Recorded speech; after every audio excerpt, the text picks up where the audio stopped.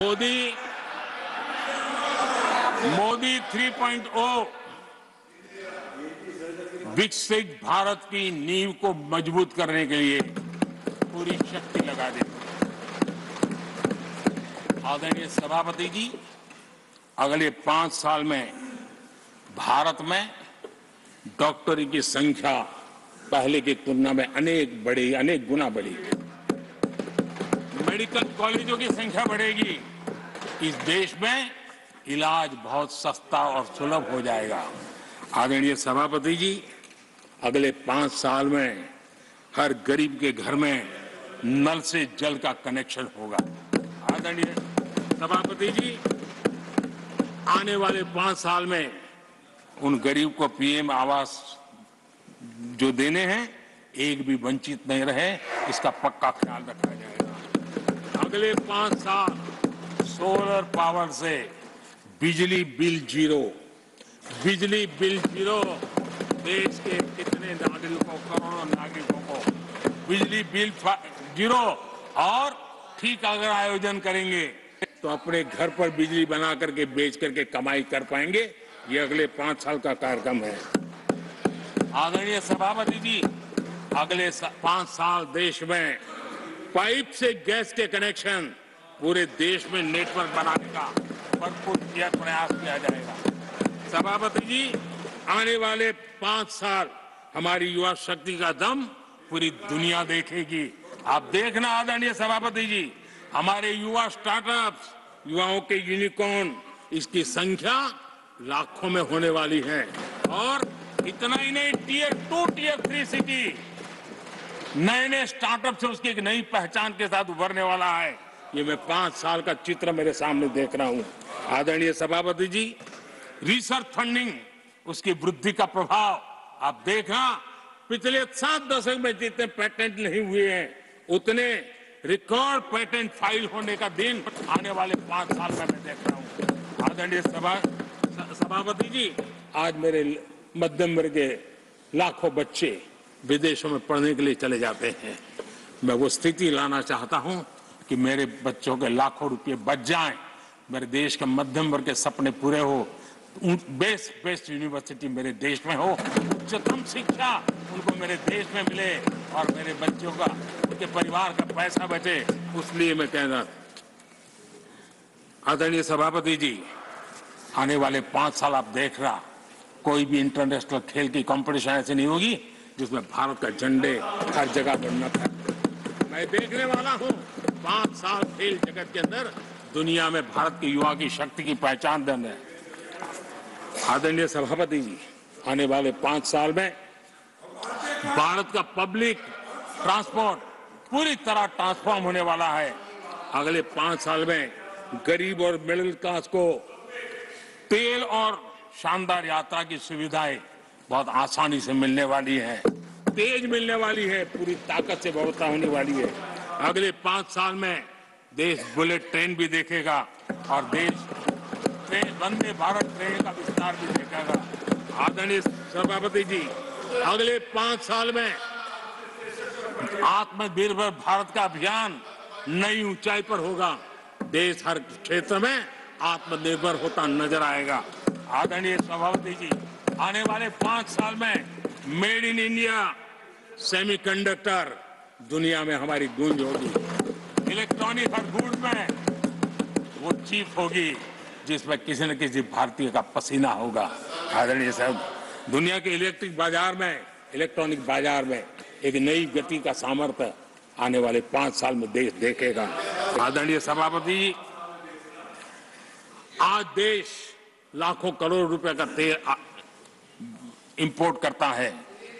अपनी ऊर्जा जरूरतों के लिए हम ज्यादा से ज्यादा आत्मनिर्भर बनने की दिशा में काम करेंगे और मुझे विश्वास है हम ऊर्जा जरूरतों पर जो डिपेंडेंसी है वो कम करने में सफल होंगे। इसे इतना ही नहीं, आदरणीय सभापति जी, ग्रीन हाइड्रोजन अभियान, हम दुनिया के बाजार को लालायित करने की दिशा में आगे बढ़ रहे हैं। हमारा ग्रीन हाइड्रोजन ऊर्जा जरूरतों को पूरा करने का सामर्थ्य रहेगा।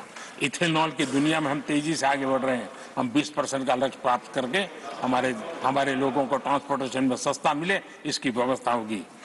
आदरणीय सभापति जी, जब मैं 20% इथेनॉल की बात करता हूं, उसका सीधा लाभ मेरे देश के किसानों को होने वाला है। किसानों की नई बचत होने वाली।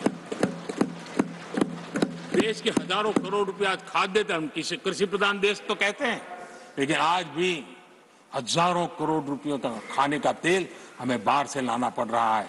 हमारे देश के किसानों पर मुझे भरोसा है और मुझे पक्का जो नीतियों को लेकर के हम चलते हैं, एडिबल ऑयल में मेरा देश बहुत एक आत्मनिर्भर 5 साल में हो जाएगा और जो पैसा बचेगा मेरे देश के किसान की जेब में जाएगा, जो आज विदेश के बाजार में जाता है। आदरणीय सभापति जी, केमिकल की खेती के कारण हमारी धरती माँ को बहुत नुकसान हो रहा है। आने वाले 5 साल में नेचुरल फार्मिंग की तरफ देश के किसानों को ले जाने में हम सफलतापूर्वक आगे बढ़ेंगे। एक नया जागृति का काम होगा, हमारी धरती माँ की भी सुरक्षा होगी। आदरणीय सभापति जी, नेचुरल फार्मिंग बढ़ने से दुनिया के बाजार में भी हमारे उत्पादों की ताकत बढ़ने वाली है। आदरणीय सभापति जी, यूएन के माध्यम से मैंने मिलेट का अभियान चलाया। श्री अन्न तक के रास्ते आज हमने उसकी पहचान दी है। मैं वो दिन दूर नहीं देखता हूं जबकि आने वाले 5 साल में दुनिया के बाजार में सुपर फूड के रूप में मेरे गांव के छोटे छोटे किसानों के द्वारा पैदा हुआ मिलेट, श्री अन्न, दुनिया के बाजार में प्रतिष्ठा होगी, सुपर फूड की प्रतिष्ठा होगी। आदरणीय सभापति जी, ड्रोन खेतों में एक नई किसानों की ताकत बनकर के उभरने वाला है। 15,000 ड्रोन दीदी का कार्यक्रम ऑलरेडी हम लॉन्च कर चुके हैं। ये तो शुरुआत है, आगे बहुत सफलता दिखती है। आदरणीय सभापति जी, हम नैनो टेक्नोलॉजी को एग्रीकल्चर में लाने में प्रयोग अब तक सफल हुए हैं। हमने नैनो यूरिया में बहुत बड़ी सफलता पाई है, नैनो डीएपी की दिशा में सफलता पाई है और आज एक बोरी भर खातर लेकर के घूमने वाला किसान एक बोतल के खातर से काम चला लेगा, वो दूर नहीं है। आदरणीय सभापति जी, सहकारिता क्षेत्र में हमने एक नई मिनिस्ट्री बनाई है। उसके पीछे इरादा है कि एक सहकारिता का पूरा जन आंदोलन नई ताकत के साथ उभरे और 21वीं सदी की आवश्यकता के अनुसार उभरे, उसको भी हम, और उसका सबसे बड़ा लाभ हम 2 लाख भंडारण का काम जो हाथ में लिया है, जब 5 साल के भीतर वो पूरा हो जाएगा, छोटा किसान को भी अपनी पैदावार को रखने की जगह मिल जाएगी। किसान तय करेगा किस भाव से बाजार में बेचना है, नहीं बेचना है। उसको जो बर्बाद होने का डर था वो खत्म हो जाएगा और किसान की आर्थिक ताकत बढ़ जाएगी। पशुपालन और मछली पालन पक्का मैं कहता हूं नए रिकॉर्ड बनाने वाले। आज हमारे यहाँ पशु की संख्या है लेकिन दूध की उत्पादन कम है। हम स्थिति को बदल देंगे। फिशरिंग एक्सपोर्ट करने की दुनिया में हम बहुत बड़ी तेजी से विकास करेंगे, ये भी मेरा पूरा विश्वास है। हमने एफपीओ की जो रचना का प्रारंभ किया है, अनुभव बहुत अच्छा है। 5 साल के भीतर किसानों की एक नई संगठन की शक्ति और कृषि उत्पादन में वैल्यू की ताकत, ये लाभ मेरे देश के किसानों को अवश्य मिलने वाला है। आदरणीय सभापति जी, G20 की सफलता ने साफ कर दिया है और दुनिया में कोविड के बाद जो खुलापन आया, उस खुलापन का सबसे बड़ा लाभ हमने देखा है कि विश्व का ध्यान भारत की तरफ गया है और इसलिए एक बहुत बड़ा क्षेत्र टूरिज्म आने वाले दिनों में होने वाला है और जो सबसे ज्यादा रोजगार देने वाला है। आज विश्व के कई देश है जिसकी पूरी इकोनॉमी टूरिज्म पर निर्भर है। भारत में भी बहुत से राज्य ऐसे बन सकते हैं जो उनकी पूरी इकोनॉमी का सबसे बड़ा हिस्सा टूरिज्म होगा और वो दिन दूर नहीं है। जिन नीतियों को लेकर के हम चल रहे हैं, भारत एक बहुत बड़ा टूरिस्ट डेस्टिनेशन बनने वाला है। आदरणीय सभापति जी, जिसका हिसाब किताब पहले बहुत कम हुआ करता था, जिसकी बातें सुन करके हमारी मजाक उड़ाई जाती थी, जब मैं डिजिटल इंडिया की चर्चा करता था, जब मैं फिनटेक की चर्चा करता था, तब मैं जरा आउट ऑफ बॉक्स के बातें कर रहा हूं ऐसा लोगों को लगता था। आउटडेटेड सोच वालों के लिए सामर्थ्य का अभाव था, लेकिन मैं पूरा विश्वास से कहता हूं आदरणीय सभापति जी, आने वाले 5 वर्ष डिजिटल इकोनॉमी की दुनिया में भारत का डंका बजने वाला है। भारत एक नई शक्ति है और डिजिटल व्यवस्थाएं भारत के सामर्थ्य को बढ़ाने वाली है। विश्व मानता है कि एआई का सबसे ज्यादा उपयोग कोई करने का सामर्थ्य किसी देश में होगा तो हिंदुस्तान में। लेटेस्ट से लेटेस्ट टेक्नोलॉजी का उपयोग मेरा देश करेगा। आदरणीय सभापति जी, स्पेस की दुनिया में भारत का नाम रोशन हो रहा है। हमारे वैज्ञानिकों का पराक्रम नजर आने वाला। और आने वाले 5 साल का जो कार्यक्रम है ना, मैं आज उसको शब्दों में बयान नहीं करना चाहता हूं, लेकिन विश्व को अचंभित करने की दिशा में हमारे वैज्ञानिक स्पेस की दुनिया में भारत को ले जाएंगे, ये मेरा पक्का विश्वास है। आदरणीय सभापति, ग्रास रूट लेवल की इकोनॉमी में बहुत बड़ा बदलाव, 10 करोड़ स्वयं सहायता जूथों में हमारी माताएं बहनें जुड़ी हो और 3 करोड़ हमारी लखपति दीदी, ये अपने आप में हमारे बेटियों के उत्कर्ष की गाथा लिख करते हैं। आदरणीय सभापति जी, ऐसे अनेक विविध क्षेत्र हैं जिस क्षेत्र में मैं साफ देख रहा हूं आने वाले 5 साल भारत, कभी हम सुना करते थे स्वर्णिम युग था, मुझे वो दिन दूर नहीं दिखते जब 5 साल में वो मजबूत नींव आएगी और 2047 तक पहुंचते पहुंचते ये देश उस स्वर्णिम युग को फिर से जीने लगेगा।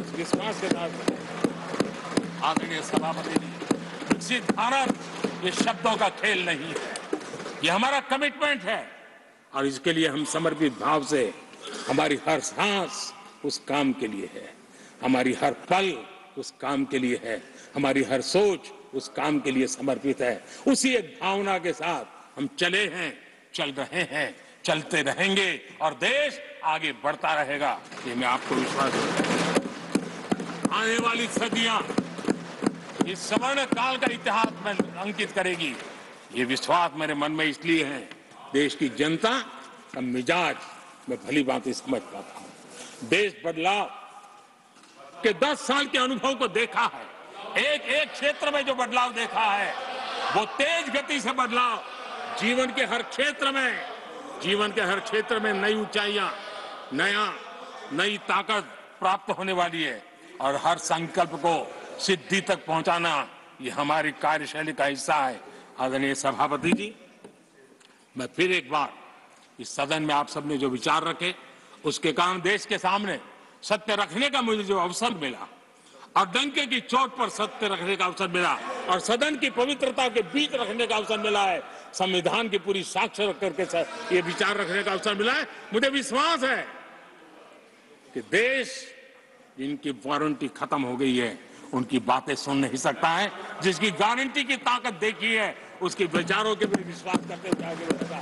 मैं फिर एक बार आदरणीय सभापति जी आपका हृदय से आभार व्यक्त करता हूं और आदरणीय राष्ट्रपति जी को मेरी तरफ से उनके व्याख्यान के लिए आदरपूर्वक अभिनंदन और आभार व्यक्त करते हुए मैं मेरी वाणी को विराम देता हूं। बहुत बहुत धन्यवाद।